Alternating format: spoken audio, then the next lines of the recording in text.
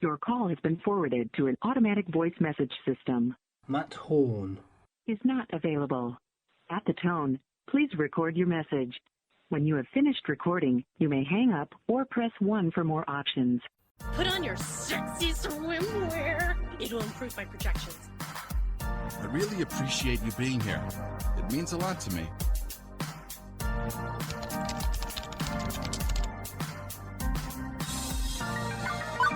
I just want us to be happy. Both of us. Hello? Hello, Matt? Matt, hey, this is me, Ogie. I was just wondering if you would, pick up a copy or download a copy of Arcade Spirits, please. It's really good. Really good. Really good content. Some really juicy drama and romance and, oh, the girl who plays my wife is just so awesome. Do me that favor, please.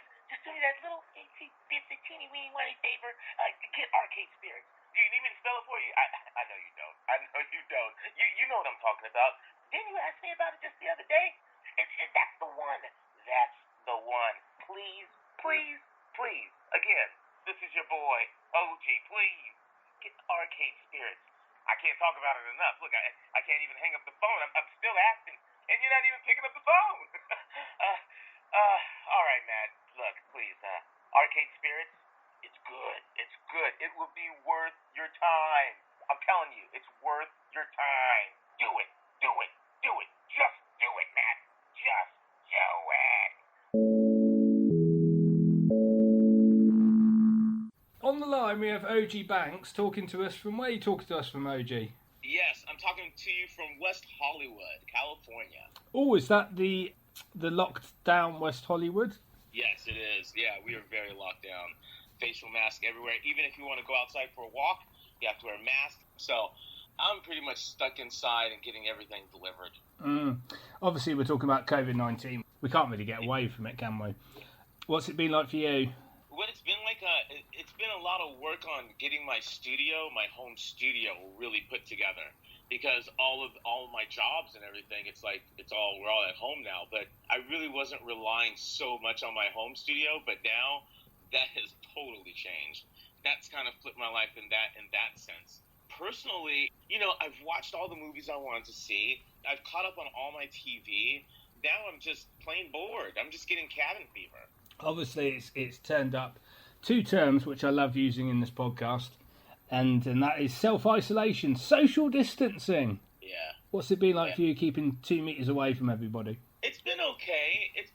Like, once in a while, if I go visit a friend or if I go to a store, usually in public places, they always have everything marked off. So it's pretty self-sufficient and, like, easy to go by, and everybody pretty much follows the rules around here. But the one thing I do have to say is it seems like dogs that used to get walked like twice a day are now getting walked 15 times a day. So it seems like there are just tons of people walking outside with their dogs. So that makes it hard. So when somebody's walking down the street with a dog, it's like either they walk in the street and you keep on the sidewalk, or they keep on the sidewalk and you walk on the street. So one or the other, kind of like a dodgeball game of that. Well, at least I know one thing, OG. What? What's that? At least you won't be getting people coming up to you and going, Ogie, Ogie, Ogie! No, I won't. But at least I knew what you were talking about. I know that chant. Obviously, we don't know when this is going to stop. We don't know when this is going to end, this lockdown. I think it's going to be 6 months, at least. Yeah. When this is all over, what do you think the industry is going to be like? I think the industry is probably going to open up a little bit more.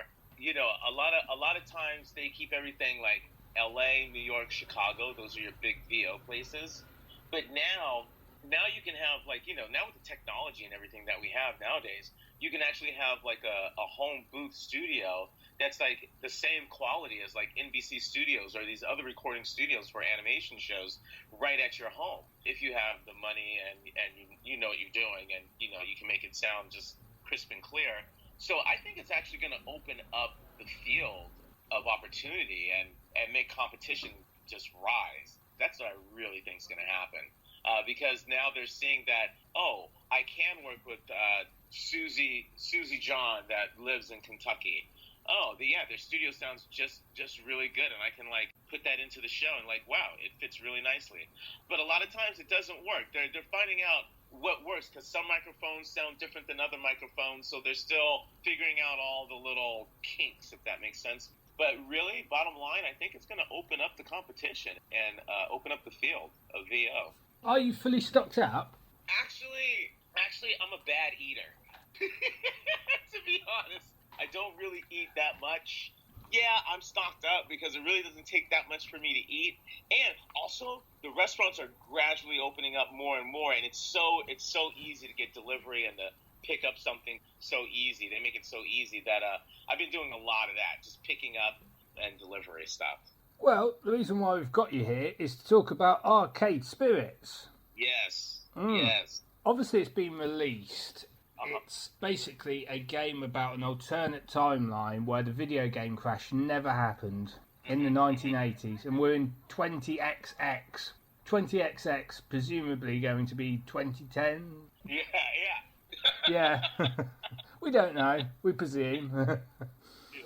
What was production of the game like for you? Production was really good. You know, we recorded separately. So they always had me by myself in a booth. And when I went there, every session I would go in blind. I had no idea what to expect, because they never would send me the script beforehand or anything like that, because when you work on these things, you have to sign NDAs, and it's all top secret stuff.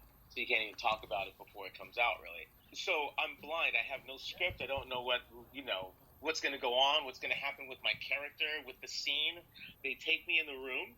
They set me up. I'm there by myself, and the director and the writer of the game and stuff, they're all in the room, and they get me in there. They paint the picture for me so perfectly. They explain everything that's going on in my scene with my character, what I'm thinking, what I'm doing, and I have to envision that, and then they give me the script then and there, and that's when I kind of let it flow with the words. It was a really kind of like intimate session, if I could say that, because the lights were dimmed. It wasn't one of those games that was like fire, hair on fire, running, screaming. It was always like a calm, cool, intimate situation, which was really nice and refreshing, actually. Well, obviously it is about the arcades. What do you remember about the arcades? The sounds of the buttons. The sounds of the pew, pew, pew, pew, pew, pew, pew, pew, pew, pew, pew, all those sounds, all the music. That's what I was really a fan of with the arcades. You don't even have to be in the same room. You could be in the other room and hear it. And just hearing it, it's kind of like hearing the Ice Cream Man coming down the street. When you hear the Ice Cream Man jingle coming down the street as a little kid, you get excited. That's the same thing with an arcade. I get excited when I hear the sounds of an arcade. Sounded like Pac-Man when you did it. He's free, everybody. I mean, some of this stuff that I'm looking at on the website, the Nintendo website, is the fact that you can actually play as yourself. You can actually customize your character.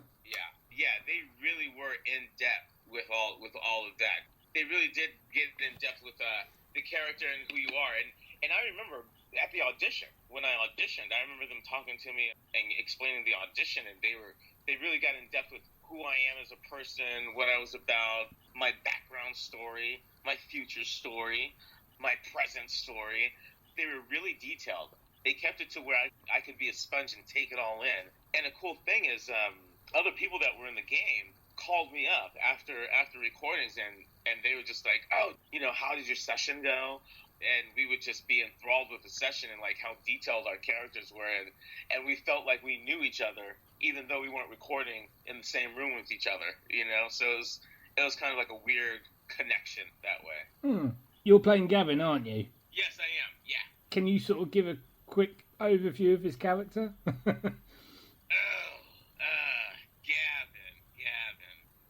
What was Gavin like? One thing I could say is very good looking. Gavin is very good looking, suave. I would say he's a bit cerebral. He's a bit, in his head, in his mind. He's a thinker. He's very much a thinker. A little bit of an introvert, not so much of an outrovert. I know that they had me play him a little bit not so confident, a little bit of a shyness, but not too shy. they had a lot of my own kind of elements come out of the character too. That's what they do a lot of times with voiceover. Like, no matter if I'm playing like a ghoul or a little worm or whatever, a lot of these characters that I play personally, like a lot of my myself of who I am really comes out in the character. I find that it's a lot of them just pulling out my personality a lot of times to mesh with the character that they have. You can actually watch your character on YouTube. It's called The Best of Gavin Cooper. Really? And guess what, OG? What? It's 3 hours long. Have you watched it? Did you watch all 3 hours? I haven't had a chance yet. Obviously, we should mention that it's a, how can we put it? It's a visual novel. Yes. And I would say a lot of independent games and Japanese anime games in particular seem to be going that way of doing a visual novel. Do you like them?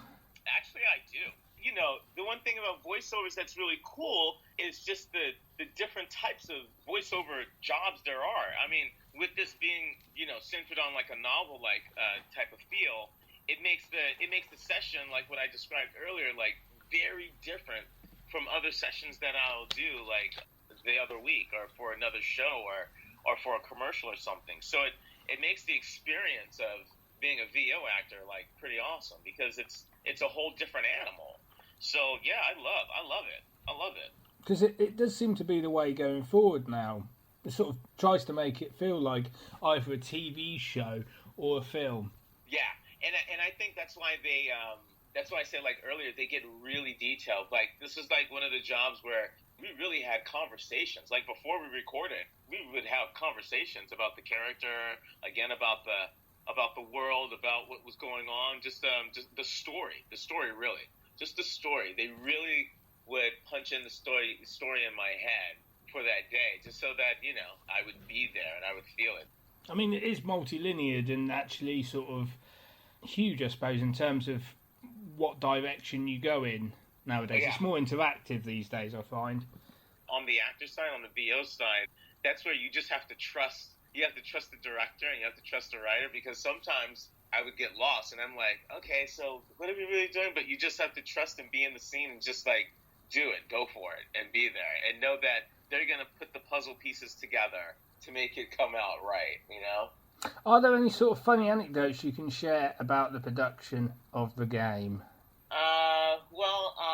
Some funny things that I would do, like, you know, personal, like, behind-the-scenes stuff. I would always take, like, a sentence or a phrase that's something that Gavin would say. I would say it, like, in a Flavor Flav voice or something, just to trip them out, just to make them die laughing. I would do stuff like that. I would do little things like that. Just pull out little voices just that they weren't expecting. That's about all I did. Pretty much, for the most part, I had to focus. Personally, I'm a space cadet, so I have to focus. Well, actually, whilst I've got you here, we can also go on about the other thing that recently came out, which you did additional voices for, but I mean, I've covered it so much, it's ridiculous. It's the Final Fantasy VII remake. Yes, and I remember that. I really remember that job. I think I play a store clerk. I know one of my characters is a store clerk. I worked on that game probably, like, I want to say that it was months ago, you know, almost like a year ago or something like that. It was a long time ago.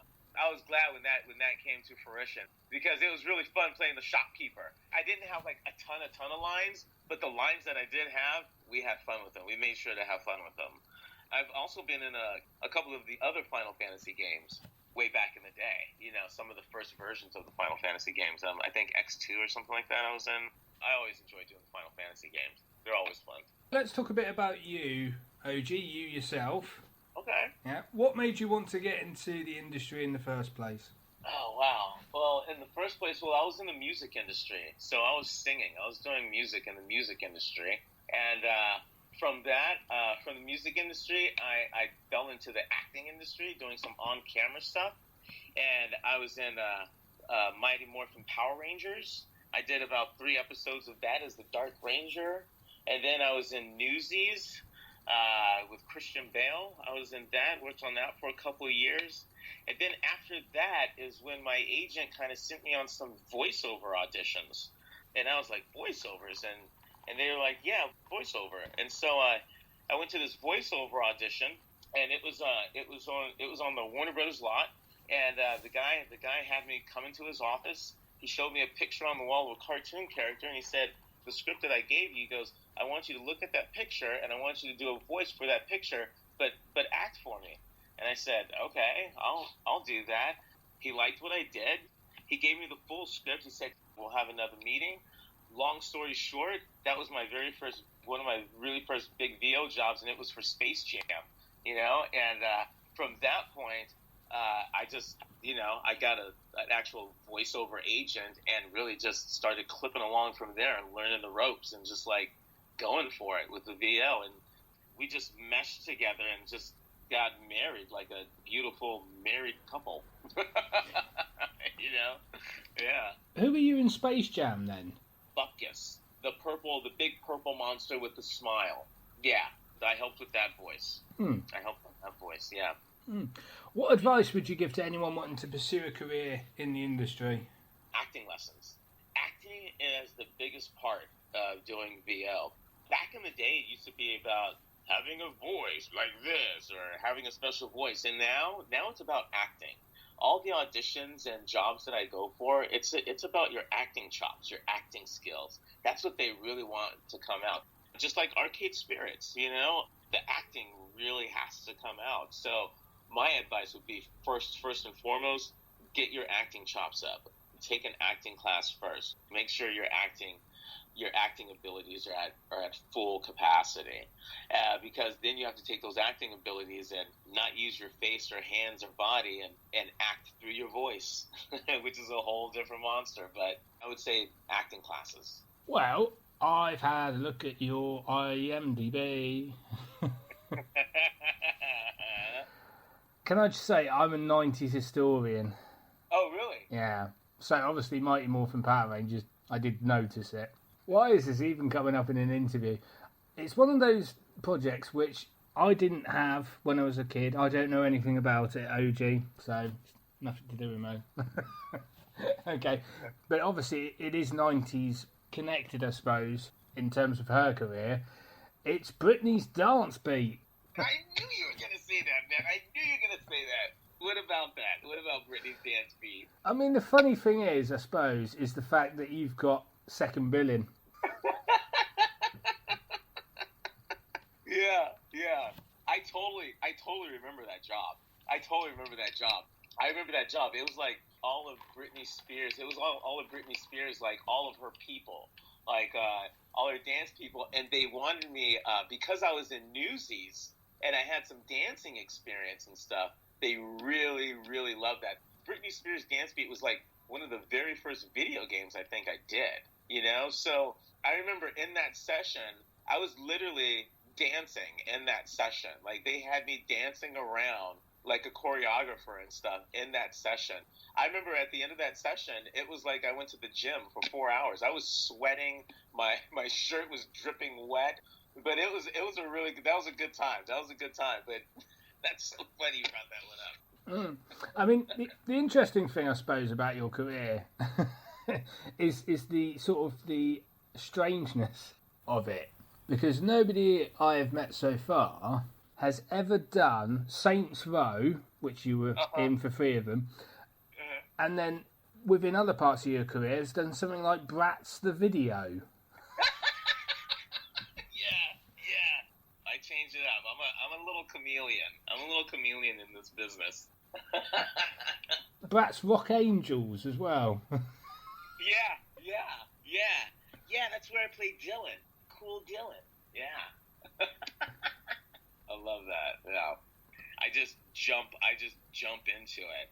I can tell you one of the strangest characters I've ever played was a seahorse. The reason why is because I had absolutely no words, and I got to the session and I said, "What do you want?" And they go, "We just want you to sound like a seahorse." Who knows what a seahorse sounds like? I had pages and pages and pages of me just making sounds like a seahorse. Yeah. Yeah, it's always that Forrest Gump thing, a box of chocolates and you never know what you're gonna get. It's always like different. I do need to mention one thing in particular. It is slightly connected with your career. It's the fact that Saints Row the Third has been remastered. Oh, okay.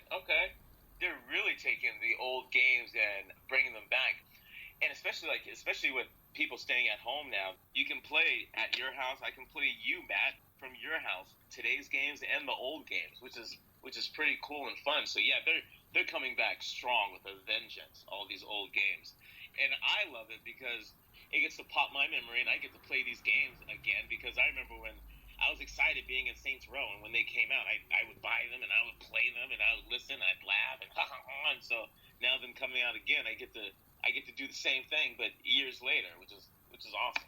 You know. Well, obviously, I do need to talk about cons and conventions. Yes. Because obviously that comes around quite regularly.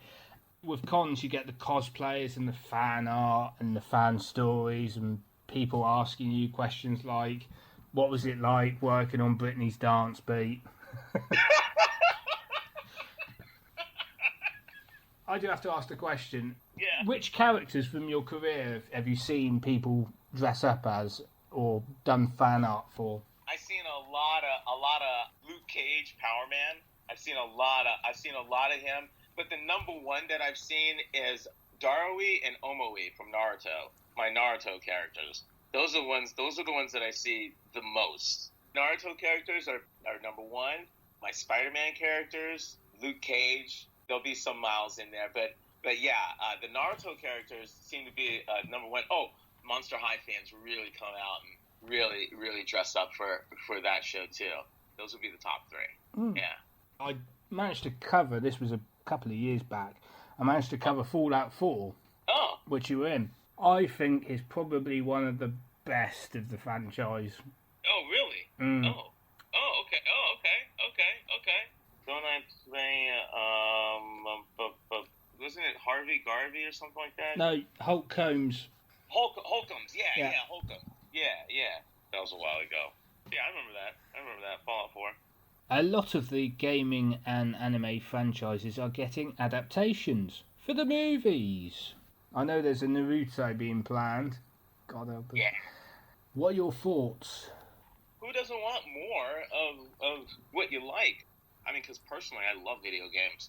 Video games just teaches me more and makes me more of a fan of whatever it is that I like. It just encompasses me more into that world, into that character. I love the fact that they're doing that. I'm just trying to think if... I shouldn't. I'm just trying to think whether they would ever turn Volt the Wonder Deer into a live-action adaptation. You are just pulling them out, huh? Yeah. Okay, yeah. Volt the Wonder Deer. Yeah, with my magical antlers.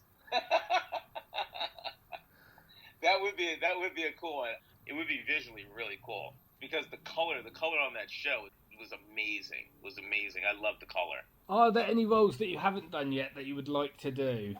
Yes, I really want to play like a really cool bad guy. You know, that's what I really want. Like a really, in a Disney movie, like a really cool bad guy, like Mufasa or something. You know, like I think that would be really cool. I just want to do like the evil laugh and just have that evil just sense and everything. A lot of the characters that I play are not evil, so that would be a really different turn for me. What about Gaston? Because then if you do Gaston, I can be the fat one that always hangs around him. I like that. I like Gaston. Gaston would be awesome. I thought the Dig at Me was a lot better. I like your ideas. You can correct me if I'm wrong. Please do. Obviously, you are predominantly a voiceover artist. Yes. I don't think you've done much mocap, if any at all. No. The most recent was in Injustice 2, where I played Firestorm. They did the mocap for our face. They had me wear this suit, but it just really concentrated on my face. That's why in the video game, I was even surprised, and I was like, whoa, I was tripping out because, like, he really looks like me. Like, they really got features of my face and stuff, like my cheekbones and all that. Like, they really incorporate that in the character, and I was like, that was really cool. That was really cool. That was only on half my body, like, just on my torso and on my head, you know, but not, like, full from head to toe. Is that something you want to pursue? I'll do it. I'm fine with that, yeah. Matt, I don't say no to anything. Let's put it that way. I will not say no to anything. I'm going to give you a 1 minute plug, okay? A 1 minute plug to plug Arcade Spirits and anything else you've got coming up.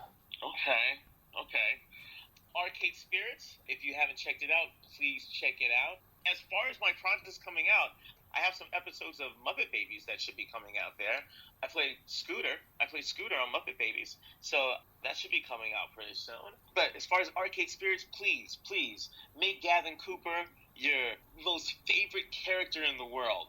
And don't forget to follow me, your boy. I'm on Instagram. It's just my name, Ogie Banks, and Facebook, Ogie Banks. You can follow me, Twitter, and Google me and all that. Well, Ogie, it's been a pleasure interviewing you. Thanks, Matt. Thank you, man. Thank you. You've been a great host. Thank you very much. You've been a good interviewee. Oh, cool, man. Thanks. Thanks very much for your time, Ogie. All right, man. Take care. Bye-bye now.